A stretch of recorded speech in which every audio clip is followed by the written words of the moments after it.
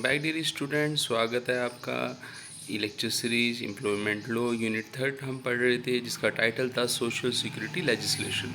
Social security की जब हम बात करते हैं तो हम नॉर्मली ये डिस्कस करते हैं किसी एम्प्लॉय से कि आपका एसआई स्टेट इंश्योरेंस कितना डिडक्ट होता है या आपका पीएफ कितना डिडक्ट होता है।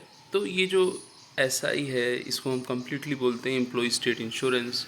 ये जो पीएफ है इसको हम एम्प्लॉय प्रोविडेंट फंड बोलते हैं। तो ये जो सेपरेट एक्ट बनाए गए, जैसे स्टेट इंश्योरेंस की बात करें, एम्प्लॉय स्टेट इंश्योरेंस एक्ट की, तो ये एक्ट है 1948। ये जो एक्ट है 19 अप्रैल 1948 को आया था। जैसा कि नेम से क्लियर है कि ये स्टेट इंश्योरेंस है। इंश्योरेंस किसके अगेंस्ट? एम्प्लॉय की सिकनेस से रिलेटेड है और एम्प्लॉय की इंजरी से रिलेटेड है, मेडिकल फैसिलिटी से रिलेटेड है। और यदि हम देखें कि जो कोई भी एम्प्लॉय है, कहीं ना कहीं उसको इकोनॉमिकली जो भी लॉस हो रहा है उसको कंपनसेट करने के लिए ये एक्ट लाया गया। मेल एम्प्लॉय के लिए, फीमेल एम्प्लॉय के लिए। आगे हम ये देखेंगे कि एम्प्लॉय जो फीमेल है उसके लिए मैटरनिटी बेनिफिट है। तो ये जो प्रोविज़न्स हैं ये सभी ऑर्गेनाइजेशन पर एप्लीकेबल रहते हैं। फिर भी हम नॉलेज के लिए पढ़ लेते हैं कि जो फैक्ट्री एक्ट हम लास्ट यूनिट में पढ़ेंगे, वहाँ पे हम ये देखेंगे कि फैक्ट्री जो रहती है, फैक्ट्री जो without the using the power और with the using the power की जब हम बात करते हैं, तो जब हम पावर का यूज़ करते हैं तो हमें कम एम्प्लॉय चाहिए, और जब हम पावर की यूज़ नहीं करते तो हमें ज़्यादा एम्प्लॉय चाहिए। तो नॉन पावर के केस में जो 20 एम्प्लॉय का रहता है, 20 या मोर एम्प्लॉय हैं, तो वहाँ पे हम फैक्ट्री बोलेंगे। तो ऐसे इस्टेब्लिशमेंट, चाहे वो फैक्ट्री हो चाहे वो शॉप हो, ठीक है ना, जहाँ फैक्ट्री में नॉन पावर में 20 या मोर एम्प्लॉय हैं, लेस देन यदि हम बात करें लेस देन 20 हैं, तो वो पावर के केस में लेस देन 20 हो सकते हैं एम्प्लॉय। तो ये जो ऑर्गेनाइजेशंस हैं, चाहे वो फैक्ट्री है, शॉप है, होटल है, रेस्टोरेंट्स है, सिनेमा है, थिएटर है, न्यूज़पेपर एस्टेब्लिशमेंट है, इन सभी में ही क्या ये एक जो है एप्लीकेबल होता है। अब हम बात करेंगे कि जो एम्प्लॉय रहते हैं उनको ये जो बेनिफिट हैं, इसमें गवर्नमेंट किस किस तरीके के बेनिफिट देती है। It is the piece of social welfare legislation secure the human condition at the work. This act is different from that of the factory act. ये तो मैंने आपको बताया था कि हम फैक्ट्री प्रीमाइजेस की जब डेफिनेशन देखेंगे तो हम फैक्ट्री एक्ट के अंदर देखेंगे, लेकिन जब हम ईएसआई एम्प्लॉय को जो सिकनेस के केस में जो बेनिफिट मिलेंगे, इंजरी के केस में जो बेनिफिट मिलेंगे, वो हम इस एक्ट के अंदर देखेंगे। आगे हम सेपरेटली देखेंगे क्या क्या बेनिफिट है, कैश बेनिफिट क्या हैं, उनको हम डिटेल में डिस्कस करेंगे। तो एम्प्लॉय होता क्या है? सबसे पहले एक क्वेश्चन ये बनता है कि सर ये एम्प्लॉय होता कौन है? और एम्प्लॉय जैसा कि आपको पता है, कोई भी ऑर्गेनाइजेशन है, जिस एस्टेब्लिशमेंट है, चाहे वो फैक्ट्री हो, और वहाँ पे डायरेक्टली इनडायरेक्टली जो प्रिंसिपल एम्प्लॉयर है उसके अंडर कोई पर्सन वर्क करता है, वो एम्प्लॉय माना जाता है। फिर employ are to be registered and their contribution card, identity card are prepared so that is entitle to claim various benefit. और जब वो एम्प्लॉय रजिस्टर्ड हो जाता है, एम्प्लॉय बन जाता है, तो उसको आइडेंटिटी कार्ड वगैरह दिए जाते हैं ताकि उसके बेस पर उसको अदर बेनिफिट जो हैं वो मिल सके। और ये ज़रूरी भी है किसके लिए? इफेक्टिव एडमिनिस्ट्रेशन के लिए ज़रूरी भी है। इस एक्ट के अंदर स्पेशली बोला गया है। ये the apex body ESI corporation subordinate to the which standing committee and medical benefit council for the aborigine. जैसे कि मैंने बताया था कि एम्प्लॉय को मेडिकल बेनिफिट मिलेंगे सिकनेस के केस में, इंजरी के केस में, तो ये काउंसिल भी सेपरेट जो है यहाँ पे एस्टेब्लिश की जाएगी। और ये जो काउंसिल रहेगी, it is a public corporation control and subsidize by the government रहेगी। और अब हम देखें कि एम्प्लॉयर कौन होता है। जैसा कि आपको बताया कि एम्प्लॉयर प्रिंसिपल एम्प्लॉयर हो सकता है, इमीडिएट एम्प्लॉयर हो सकता है। समझ मान लीजिए कोई इस्टेब्लिशमेंट है, वहाँ पे जो ओनर है वो किसी एम्प्लॉय को एम्प्लॉय कर रहा है डायरेक्टली, तो प्रिंसिपल एम्प्लॉय होता है। लेकिन वो किसी दूसरे के थ्रू उसको एम्प्लॉय कर रहा है, तो वो क्या है आपका इमीडिएट एम्प्लॉयर भी हो सकता है। तो immediate employer in a relation to the employees employ by through him means a person who is undertaken the execution on the premises of factory and establishment to which this act apply। और principal employer की हम बात करें, in this behalf where no authority is to so appoint the head of the department in factory, the owner or occupier of the factory include the managing agent of such owner or occupier. कि जो भी establishment है उसके अंदर, जैसे मान लीजिए premises किसी दूसरे के नाम है और जो रजिस्टर्ड है बिल्डिंग फैक्ट्री की, तो वो क्या कहलाएगा आपका, बोलो, प्रिंसिपल एम्प्लॉयर कहलाएगा। हम ऑक्यूपायर भी वर्ड हम अभी बोला था हमने, उसको हम ओनर भी बोलते हैं। The fund required to functioning of the scheme are raised from the contributions both the employ contribution के साथ साथ जो गवर्नमेंट है उसका भी, लोकल बॉडीज़ का, इंडिविजुअल का कोऑपरेशन भी इसमें इंक्लूड किया जाता है। अब बेनिफिट की यदि हम बात करें तो इसमें sickness, maternity, disablement, dependent, medical, funeral, ये सारे एक्सपेंसेस जो हैं इसके बेनिफिट के अंदर आते हैं। अब हम देखेंगे कि ये जो बेनिफिट होते हैं क्या क्या रहते हैं, उससे पहले हम थोड़ा डिस्कस कर लेते हैं एप्लीकेबिलिटी ऑफ द एक्ट। जैसे कि मैंने आपको बताया था थोड़ी देर पहले कि स्मॉलर पावर यूजिंग फैक्ट्रीज़ यहाँ पे 20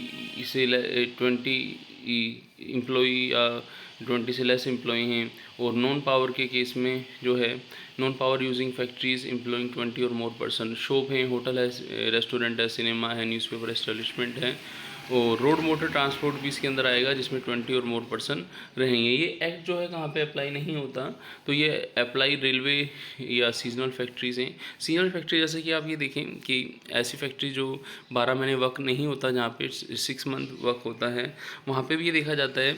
जैसे कि हम बात करते हैं कि एम्प्लॉय को बेनिफिट मिलना चाहिए नहीं मिलना चाहिए। अब 6 मंथ में एम्प्लॉय मान लीजिए लेस देन 75% डे ही वर्क करता है और 25% और मोर देन वर्क नहीं करता है, तो उसको एलिजिबल नहीं माना जाता है। जैसे कि हम आगे देखेंगे ग्रेजुटी के केस में ऐसा आएगा।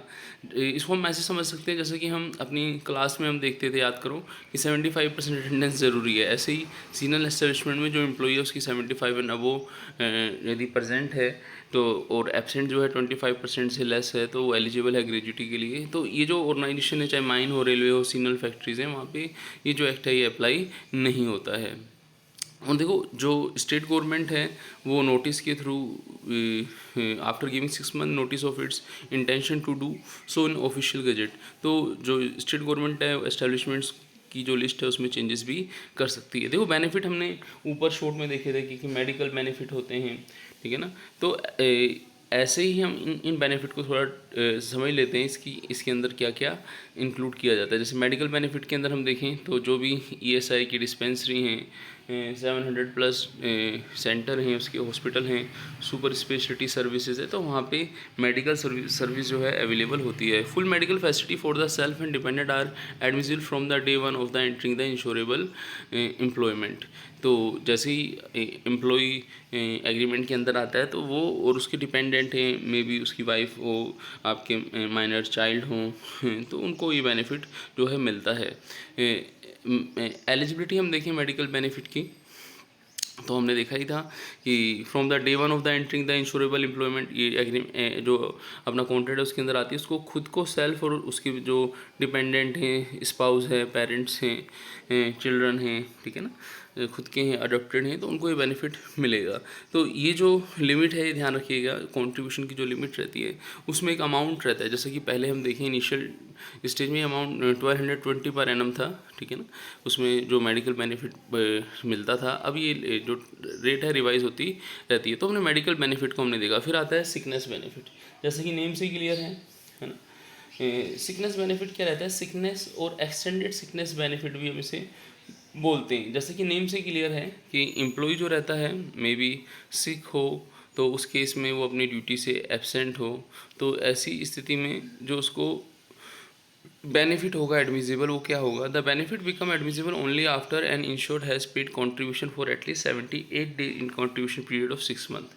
कि उसने 6 मंथ में जो कॉन्ट्रीब्यूशंस किया हो वो कितना किया हो, बोलो, 78 डेज किया हो। मतलब आउट ऑफ 180 डेज, यदि हम 180 डेज का निकालें तो 78 डे उसका कंट्रीब्यूशन होना जरूरी है। Sickness benefit is payable to maximum 91 day in two consecutive contribution period, कि जो मैक्सिमम 91 डेज जो है वो सिकनेस बेनिफिट पे किया जाता है। The payment is to be made by the local officer with in a 7 day of certificate of sickness at a standard rate, कि जो पेमेंट्स की टाइम लिमिट है वो 7 डेज़ के अंदर जो है उसका पेमेंट किया जाता है। जैसे थोड़ी देर पहले मैंने आपको बोला था कि सिकनेस बेनिफिट के अंदर एक्सटेंडेड सिकनेस बेनिफिट भी आते हैं। तो कुछ ऐसी डिजीज़ेस रहती हैं जिसमें एम्प्लॉय को जो है लॉन्ग टर्म डिजीज़ रहती हैं उसमें बेनिफिट की लिमिट जो है कुछ स्पेसिफाइड डिजीज़ के लिए बढ़ाई जाती है। Extended sickness benefit is payable to the insured person for the period of certified sickness in the case of specified